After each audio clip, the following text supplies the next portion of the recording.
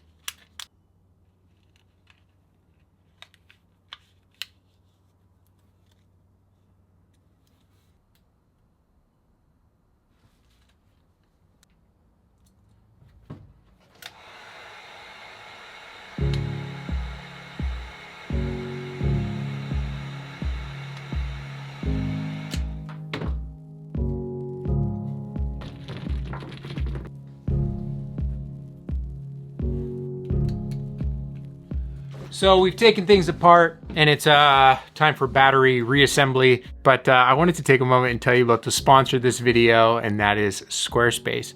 Now they are an all-in-one service for building a website. They've got all these amazing templates from actual designers to pick from as a starting point, with all the typefaces matched and everything ready to look beautiful out of the gate. And it feels really good to start to get your own images in there and actually see this thing come to life. So I can't stress enough, if you're intimidated by the process, go over and create a trial and actually start to just build out a website, because that is what really sold me on the platform for me, because I kind of looked down on drag and drop systems because I didn't think that would be powerful enough or something. But I found very easily I was able to build a website that looked fantastic. They had tools for embedding my videos and my galleries of work, a contact form for clients, scheduling features. And I started to realize, this is a really robust and built out platform. And best of all, it's just incredibly straightforward. So I built my first Squarespace website 5 years ago, I believe. And I've just been really grateful for them as a platform ever since. So I recommend heading over again, starting a trial and seeing what you think. You don't have to take my word for it. And when you're ready to commit, make sure that you use my code for 10% off your first purchase of a website or domain. Thanks Squarespace for sponsoring this video.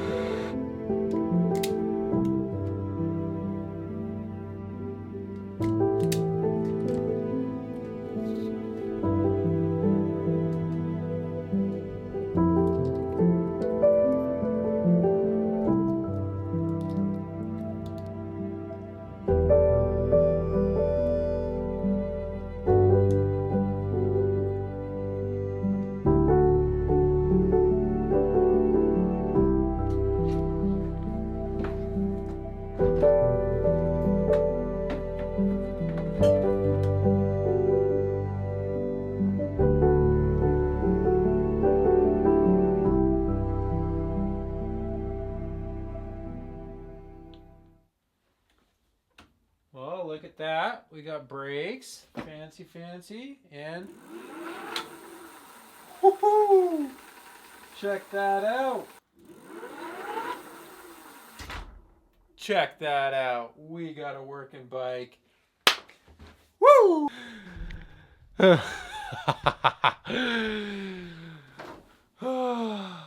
We did it.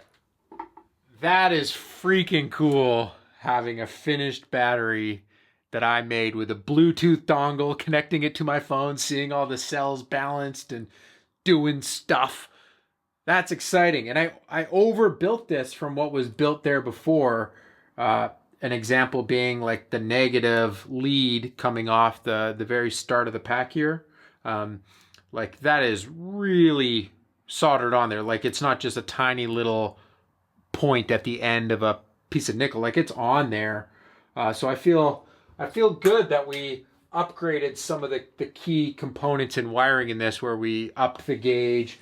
We used proper nickel strips instead of the plated stuff. I'm pretty sure what was on there was plated nickel strip, but then we just made sure I went overkill. I didn't want any weak points in the way that this thing got wired back together. And I will say, I guess we got to wrap this up. Yeah, it was more involved than I was expecting. I mean, it's like, it is 2 in the morning now. I am very tired. I am ready for bed. And this took more time than I was expecting, just because you got to pay attention to each little step. And admittedly, I wasn't as cautious as I should have been at several stages. I'm sure there's going to be some best practices that I'm made aware of down in the comments about how not to do what I was doing, and that's okay. That's why I make videos about it, and that's why you tell me different ways to do it. So I appreciate all of it.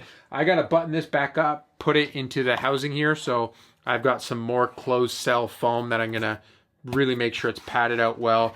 We'll button this guy back up. We now got a battery that I can check on with my phone, which I think is pretty nifty, and we're gonna call that a done project. So I'm not done with batteries though, I don't think. This is a fun therapeutic process, so I don't know if I'll keep filming it, but I'm gonna keep making batteries. I don't know what for. It'd be fun to build things like faster things. That would be fun. Okay, that's it for this one. Thanks so much for watching. Remember, life's better when you make stuff. Peace.